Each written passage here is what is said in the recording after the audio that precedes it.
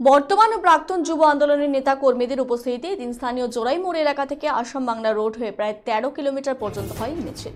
এই মিছিল শেষ হয় বক্সিরহাট বাজার সংলগ্ন এলাকায়। এখানেই হয় সভা। এই মিছিলে নেতৃত্ব দেন ডিওয়াইএফআই নেতা ইউসুফ আলী, প্রাক্তন যুব আন্দোলন নেতা অরুণ মণ্ডল, অখিল পণ্ডিত, ফণীন্দ্র মোহন সাহা, প্রভাত দেবনাথ প্রমুখ।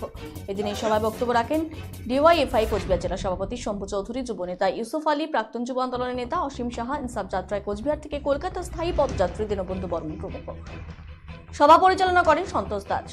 এদিন এই সভামঞ্চে সম্বর্ধনা দেওয়া হয় কোচবিহার থেকে কলকাতা ইনসাফ যাত্রা স্থায়ী পদযাত্রী কোচবিহার জেলার শীতলকুচি এলাকার বাসিন্দা দীনবন্ধু বর্মনকে।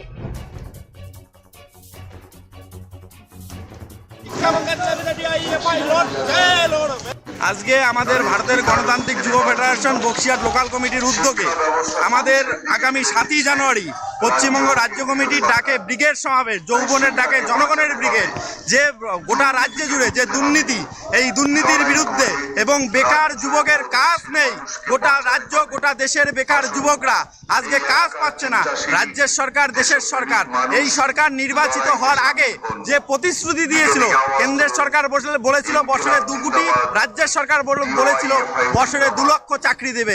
আজকে আমাদের দেশে এবং রাজ্যে বেকার যুবকের সংখ্যা বেড়ে যাচ্ছে, বেকার যুবক কাজ পাচ্ছে না।